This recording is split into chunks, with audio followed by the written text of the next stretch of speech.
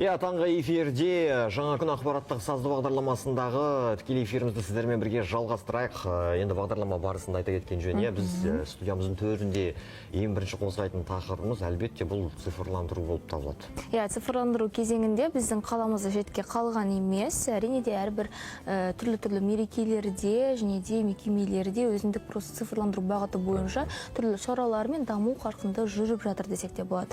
Әрине біздің осы бір облысымыздағы айтулы оқиғалардың бірі, яғни түрлі шаралардың көбісі орын алатын мекеме бұл біздің облыстық орталық кітапханамыз. Осы жайлы да келесі біздің жоспарларымыз жайлы да алдағы уақытта арнайы маман өзі жеткізетін болады. Ендеше жақынырақ танысып өтсек. Бүгін бізде қонақта Сұлтанмахмұт Төреғұлов атындағы Павлодар облыстық кітапханасының баспасөз хатшысы Тілеуберді Сахабаева. Қош келдіңіз, қайырлы таң. Рахмет, қош көрдік, қайырлы таң. Өзіңіз көргенімізге қуаныштымыз бірінші кезекте, және айта кеткен жөн, цифрландыру деп тақырыпты бастап отырмыз. Осы райда осы облыстық кітапхана төрінен АИ бұрышы ашылған екен. Бізді қызықтырып отыр. Осы жайында өзіңіз ақпарат бере кетсеңіз, қандай мүмкіндіктерге жол ашады екен бұл? Енді өздеріңізге мәлім, қазіргі күні бүкіл әлем осы жасанды интеллект жүйесіне, мынау цифрлық технологияға, ақпараттық технологияға назар аударып, көңіл аударып жатыр. Бұны бір сөзбен айтқанда, дәл қазіргі қоғамның, қазіргі өркениеттің бір кілті деп атауға болады, әрине. Сондықтан қазіргі күні енді биылғы жылда енді осы салаға арнап отыр цифрландыру жолы деп. Сол үшін қазір енді барлық мекемелерде, орталықтарда осындай бұрыштар, орталықтар ашылып, арнайы мамандар жұмыс істеп, халықты осыған бейімдеп бағыттап жатқан жай бар. Сондықтан енді осы бастамадан, осы жаңашылдықтан, осы үрдістен бізде облыстық кітапханада қалыс қалмайық деген мақсатпен бір бұрыш аштық, АИ бұрыш деп аталатын. Онда біздің оқырмандар осы жаңағы жасанды интеллекті қолдануды үйренеді оған. Ең бірінші мақсатымыз сол. Себебі кітапхана енді оқырмандардың жалпы халықтың ең көп келетін мекемелерінің бірі. Күніне 100-деген адам келеді.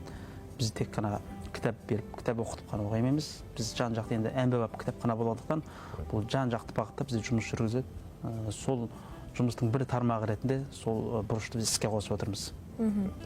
Қазіргі кезде енді осы бір келушілердің арасында қандай бір қарқынды дамып келе жатыр ма, жоспарлар бар ма? Енді біз жақында ғана аштық. Мүмкін енді кейбір оқырмандар әлі білмей, естімей жатқандар болады, бірақ біз мүмкіндігінше таратып, әлеуметтік желі арқылы көрсетіп жатырмыз. Әрине келіп жатқандар бар, көбінде жастар келеді бізге. Ол жерде оқырмандар не істей алады деген заңды сауал туындауы мүмкін. Бұл жерде ең біріншіден бізде арнайы компьютерлер орналастырылған, сонымен қатар мамандарымыз бар. Енді кеңес береді, осылай қолданып деп жаңағы бағытын көрсетеді. Содан кейін бұл жерде сол ChatGPT деген платформа бар, Gemini деген платформа бар. Сол секілді басқа да платформалармен жұмыс істеуді үйренеді. Бұл енді кітапхана болғандықтан, енді кітапханаға әртүрлі мақсатпен адамдар келеді. Тек қана кітап оқуға ғана келмейді. Әртүрлі ғылыми жобалармен, шығармашылық жобалармен, курстық жұмыстармен, рефераттармен деген сияқты сондай жазу мақсатында, сондай жұмыстар жазу мақсатында келеді. Жастар, студенттер көп келеді. Магистранттар, жалпы жас ғалымдар деген сияқты көп келеді. Сол ізденушілер өздерінің жаңағы жұмыстарына тезірек қол жеткізу үшін осы біздің осы орталығымызды пайдалана отырып, осы жаңағы ақылды қосымшаларды пайдалана отырып, өздерінің жұмыстарын сәл жеңілдетуіне біз мүмкіндік жасау біздің мақсатымыз. Тамаша. Енді АИ бұрышы шынымен өте ерекше идея екен. Ал идеяның түп тамыры қайдан пайда болды? Жалпы енді қазір байқап қарайтын болсақ, білім беру, түрлі салалар, кәсіпорындар барлық жерде жасанды интеллект, цифрландыру белең алып жатқаны сөзсіз. Осы орайда кітапханаға осындай АИ бұрышын ашу идеясын кім ұсынған еді? Енді биыл енді 2026 жылды осы жаңағы жасанды интеллект жылы деп ақпараттық салаға арнап жатқандықтан бізде қалыс қалмайық деп, жалпы біздің басшылықтың бастамасы.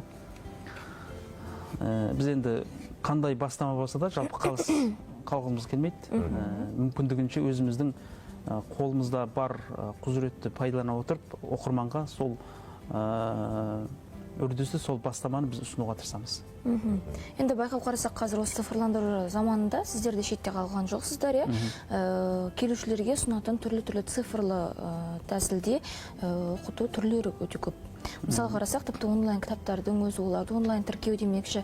Осы жайлы тағы да қандай мүмкіндіктер жоспарлануда және қазіргі кезде бар демекші? Енді онлайн кітап демекші бізде онлайн кітапхана бізде бар әуел бастан. Біз ежелде біраз уақыт болды басталғалы. Бізде қаншама газеттерді цифрлық жүйеге өткізгенбіз, қаншама кітаптар. Қазіргі күнмен айтатын болсақ, бізде 4000-нан астам кітап бізде онлайн жүйеге көшірілген. Олардың ішінде елімізге белгілі классиктерден бөлек біздің жергілікті ақын жазушыларымыз да бар. Біз енді мысалы интернеттен ашып қарайтын болсаңыздар, көбінде енді танымал ақын жазушылардың онлайн кітаптары табылады да, біздің жергілікті ақын жазушылардың кітаптары табылмайды. Оны енді басқа Астананың, Алматының кітапханасы оларды жасамайды ондай. Әрине. Біздің өңір қолдау десек болады ғой, өзіміздің біз енді Павлодар облысында облыстық кітапхана болғандықтан біздің облыстың жазушыларын қолдау мақсатында сол облыстың жазушыларының кітаптарын онлайн жүйеге біз көшіріп жатырмыз. Жаңа айтқандай 4000-нан астам кітап бізде онлайн жүйеге көшірілді. Тек қана іске сәт дегіміз келеді. Енді шынымен де бұл үлкен өзгеріс, және қазір шынымен де әр адамның қолында смартфон бар кезде осындай цифрлық кітаптарды оқу қолжетімді мүмкіндіктердің бірі болып табылады, және осы мүмкіндіктер бізге сыйлап жүрген Павлодар облыстық кітапхана. Енді дәл қазір біздің алдымызға осындай біраз кітаптарды да ала келген екенсіз. Қазір белгілі оқырмандар қауым үшін, әсіресе 16 жастан асқан кітап сүйер қауым үшін ерекше бір байқау ұйымдастырылып жатыр екен. Бір кітаптың сыры, қателеспесем, осы байқау жайлы өзіңіз тілге тиек етсеңіз. Енді біз облыстық кітапхана ол оқырманмен кітапты кездестіретін мекеме, былай айтқанда табыстыратын. Сондықтан біз осы кітап оқуды дамытудың жан-жақты тәсілін қолдануға тырысамыз. Соның бірі ол әрбір оқырман өзінің оқыған кітабын талдап, талқылап, өзге бір адаммен бөлісу керек. Енді жалпы кітап оқудың мақсат тек қана өзі оқып қою ғана емес. Сонымен қатар өзінің білімін, білгенін, өзінің айналасына, қазіргі күнгі ең қарқынды дамыған әлеуметтік желі арқылы мүмкіндігінше кеңінен таратуды дағдылану керек. Біздің мақсатымыз осыны бір жүйеге қою мақсатында біз сондай онлайн конкурс жариялаған болатынбыз.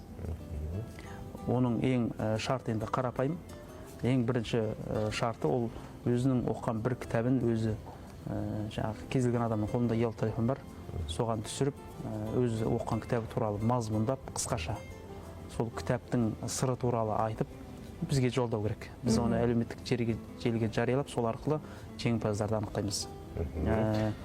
Енді ең басты мақсат сол жағы оқыған кітапты өзгеге жеткізу. Тамаша. Енді кітаптар жайлы, осы байқау жайлы алда тағы да сіздермен бірге бөлісеміз. Қымбатты көрермен, егер сіздердің сауалдарыңыз болса, міндетті түрде жолдасаңыздар болады. 339035 тікелей эфир нөмірі және Павлодар қаласының коды 7182. Күтеміз қоңырауларыңызды. Ал қазір ендеше құрметті көрермен, аздан үзіліске көңіл бөлсек, одан кейін біз эфирімізді ары қарай жалғастыратын боламыз. Сондықтан тек ертіс телеарнасымен бірге болыңыздар. Ел және әлемдегі маңызды жаңалықтарды Қазақстан телерадио корпорациясының әлеуметтік желілердегі парақшаларынан бірінші болып оқыңыз. Бүгінде 14 миллионнан астам көрермен шұғыл ақпарат пен түрлі жанрдағы контентті біздің медиа ресурстардан тамашалайды. TikTok пен Instagram'да мега жобалардан эксклюзив. YouTube пен Facebook желісінде шұғыл жаңалықтар мен терең талдаулар. Telegram арнамыз тәулік бойы үздіксіз ақпарат таратады. Жазыл, оқы, пікірімен бөліс.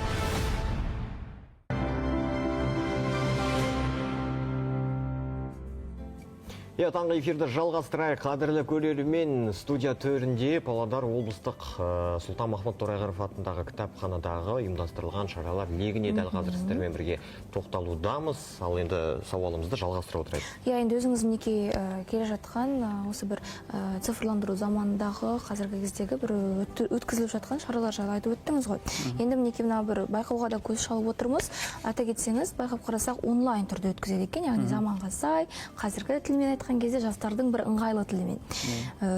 Осыдан бөлек те тағы да қандай мүмкіндіктер бар, және онлайн түрде шараларды өткізу, одан бөлек байқауларды өткізу алдағы уақыттарда да жалғасын табады ма? Осы бір сауалға жауап берсеңіз. Енді мұндай байқаулар мүмкіндігінше біз жалғастыруға тырысамыз.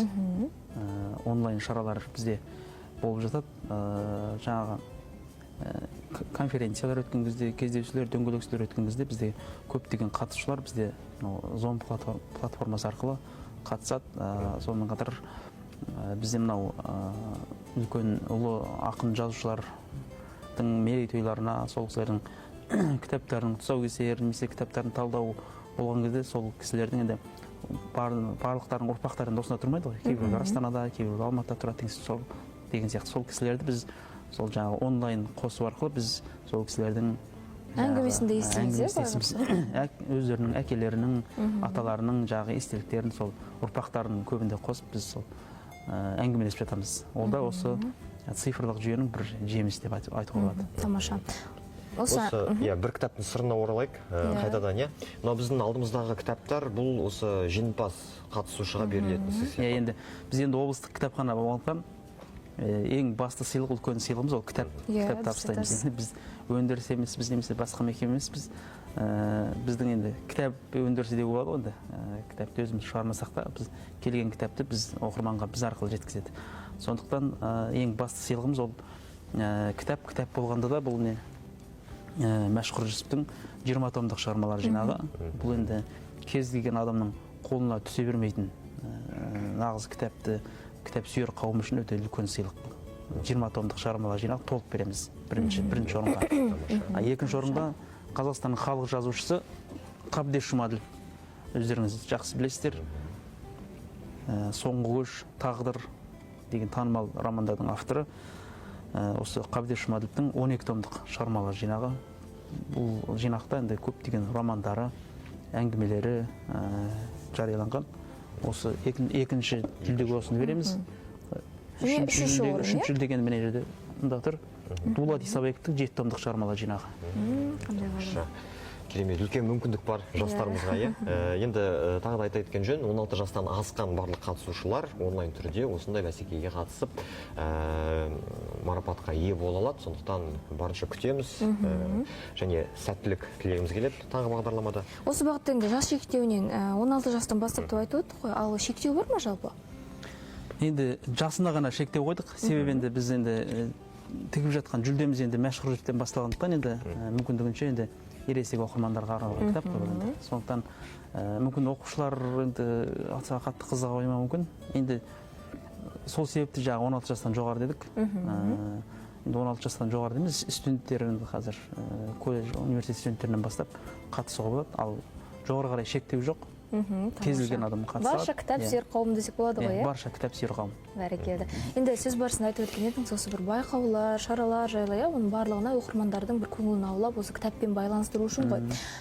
Қазіргі кезде мінекей байқап қарасақ, тек қана кітап оқу үшін емес, өзіңіз айтқандай білім алып, түрлі ақпараттар іздеу үшін де келіп жатады. Осы бағыттарда енді одан бөлек тағы да қандай мүмкіндіктер қарастырылған қазіргі заманда, қазіргі кезде өзгертулер орын алуда ма осы кітапханада? Мүмкін оқушылар мен студенттерге деген тағы қызықты шаралар ұйымдастырылатын шығар, осы ғылыми басқа бағыттардан айта кетсеңіз. Енді облыстық кітапхананың ішінде көптеген бөлімдер бар, әртүрлі бағытта. Соның бірі балалар орталығы. Сүлеймен Байызов атындағы балалар оқу орталығы деп аталады. Ол ғимараты жеке орналасқан, өздеріңіз білесіздер. Сол жерде біз мектептермен бірлесіп түрлі жобалар, шаралар ұйымдастырып тұрады. Соның бірі жақында ғана басталды. Батыр бала деп аталатын жаңа жобамыз басталды бізде.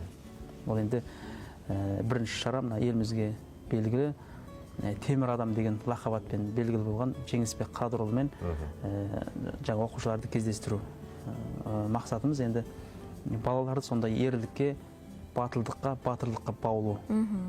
Себебі қазір енді әсіресе қаланың балалары кішкене айтып жатамыз, жасық болып кетті,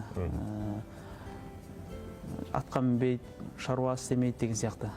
Сондықтан сол балаларға жағы нағыз ер адамның, нағыз жігіттің қандай болатынын көрсету мақсатымен сол кісінің әңгімесін тыңдадамыз. Біз арқылы сол біздің орталықта өтеді, не болмаса қажет болса біз сол мектептерде де барып өткізуімізге болады. Осындай жаңа бастамаларымыз бар. Басқа да онлайн шаралар жалғасады. Бәрекелді. Енді мінекей кітап талқылаудың байқауы өткізілуде. Енді әлеуметтік желілерден байқап қалдық. Кей жерлерде осы облыс кітапханаға кітап талқылау шараларына да шақырып жатады. Жастар бір-бірін мына кітапты кім оқыды, келсеңіздер болады, осы жайлы талқылайық деп ұсыныстардың жүргенін осы әлеуметтік желіде байқап қалған кезіміз бар. Осы жайлы айта кетсеңіз, жалпы қаншалықты жастар қазір осы кітап талқылауға, бір-бірімен ой бөлісуге асық, қазіргі деңгейі қандай болып жатыр деп ойлайсыз жастар арасында кітап оқудың? Негізі біз көбінде айтып жатамыз, жастар кітап оқымайды деп. Бірақ бұл сөзбен мен келісе қоймаймын. Себебі бізге жастар өте көп келеді.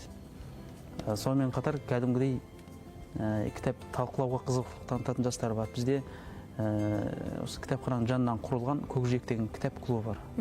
Кілең жастар. Енді ары кетсе жаңағы мектепте істейтін мұғалімдер шығар. Одан төменгі жаңа студенттерден бастап жастар, жас мамандар, солар кәдімгідей аптасына арнайы уақыттарын бөліп, аптасына 2 рет немесе болмаса 1 рет келіп, 2 сағат, 3 сағат отырып, өздерінің оқыған кітаптарын талқылайды. Бұл жалпы қазіргі қоғамдағы ең бір қажетті бір бастама, менің ойымша. Жаңа алдында да айтып өттім ғой, кітапты оқығаннан кейін оны бөлісу керек. Сол жастарымыз сол арқылы кітап оқуды, тек кітап емес, білімді, қылымды олар дамытып жатыр. Себебі олар өздерінің талқылағандарын, талқылауларын әлеуметтік желіге салады. Ол жерден бір адам көреді. Жалпы бізде қоғамда сонда кітап бар екенін біледі, соны оқуға тырысады ары қарай. Олар көбінде мына ғылыми, тарихи кітаптарды көбінде талқылайды олар.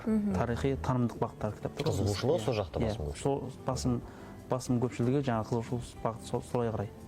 Олардың бірінші мақсаты кітап оқу болса, кітап оқуды дәріптеу болса, екінші мақсаты біздің өзіміздің қазақтың тәуелсіздік алуына, қазақтың өркендеуіне атсалысқан, үлес қосқан, қазақ үшін еңбек еткен ұлы тұлғаларды насихаттау. Сондай жаңағы бір оқ пен екі қоян ату ғой. Сол сияқты кітап дәріптеу, екіншіден жаңағы сол тарихи тұлғалардың өмірін, олардың қызметін халыққа, оқырмандарға жеткізу. Тамаша.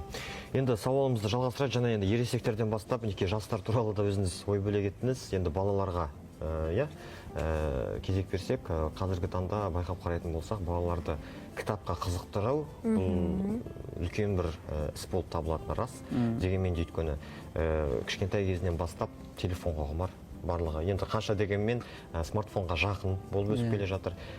Кейбір жандардың пікірін естісек, баланы кітапқа қызығушылығын ояту үшін бір рет болсын кітапхананың ішіне келіп жай ғана көрсетіп өткенде жеткілікті деп айтып жатады. Ал сіздің пікіріңіз қалай? Менің пікірім жағы сіздің айтқаныңызбен қосыламын. Себебі қазір біздің әрбір үйде кітап бар. Өздеріңіз білесіздер, балаларымыз үшін кітап аламыз, бірақ үйде тұрған кітапты оқыту кішкене қиындау. Мысалы, 1 күн оқытамыз, 2 күн оқытамыз, содан кейін өзімізде жалғамыз айта.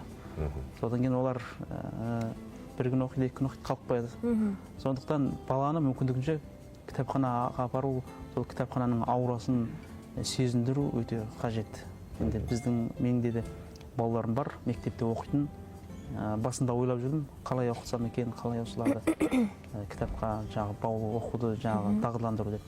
Содан кейін өзім енді кітапханада істеп жүргенден балаларды кітапханаға апарып, балалар оқу орталығына кіргізіп жіберген кезде олар барлық кітаптарды көріп, кәдімгідей кітапқа қызығушылығы ауып, мен осы кітапты аламын, мен осы кітапты аламын деп, өздері кітапты қолмен ұстап, өздері таңдап алып, үйге алып келіп оқыды. Бұл енді біріншіден ол жерде таңдау бар, екіншіден бала кәдімгідей жауапкершілік алады өзіне. Кітапхананың кітабын алғаннан кейін жаңағы апайлар жазып береді, осындай уақыт береді, 2 аптада жаңағы оқып тапсырасың деді. Сызуға болмай, жыртуға болмайды. Сызуға болмайды, жыртуға болмайды. Оны кәдімгідей аялап, әлпештеп ұстап, кітапты біріншіден оқуды үйренеді, екіншіден жаңа кітапқа құрметпен қарауды, кітапты күтіп ұстауды үйренеді. Сондай кітапханаға балаларды апарудың артықшылығы өте зор. Екіншіден енді біздің жаңағы балалар оқу орталығы деп жатырмыз, онда балалар кез келген уақыт жаңағы без лимит дейді ғой, шектеусіз уақыт. Сол жерде демалыс күні келіп, таңнан кешке дейін сол жерде жүрсе болады. Домбыра тартып, басқа да қолөнермен үйренеді. Жаңағы бізде әр түрлі бағытта, әр түрлі тақырыпта өздері жетекшілік еткен апайлар бар. Балаларды соларға үйретеді. Қолөнер шеберлігі, егер қажет болса, іштер пісіп бара жатса, жаңағы кино көруге болады. Түрлі тақырыпта жаңағы пайдалы, қажетті жаңағы мультфильмдер бар. Соларды көруге болады. Былай айтқанда, балалардың бос уақытын тиімді өткізуге бағытталған бір әмбебап мекеме. Тамаша. Байқаулар туралы сөз бөле кетсеңіз, жалпы жыл сайын дәстүрлі түрде ұйымдастырылатын балаларға арналған байқаулар бар ма негізінде? Балаларға арналған байқаулар өтіп жатады. Әртүрлі мерекелерге байланысты, сосын іс-шаралар өтіп жатады, мерекелерге байланысты. Мектептермен бірлесіп әртүрлі байқауларды өткізіп жатырмыз. Енді дәл қазір күнде жүріп жатқан байқау жоқ, бірақ алдағы уақытта енді міне көктем келе жоспарға сай өткізілді. Оның барлығы бізде арнайы жоспарланған іс-шаралардың тізбегі, іс-шаралардың жобасы алдын ала жасалған, сол бойынша жүргізіледі. Бәрекелді. Енді әр шараға сәттілік тілегіміз келеді. Алдағы уақытта жоспарларда көбейе берсін, оқырмандар қатары да көбейе берсін, және де білімді ұрпақ осы бір кітапханадан кітап алу дәстүрін үзбесін дегіміз келеді.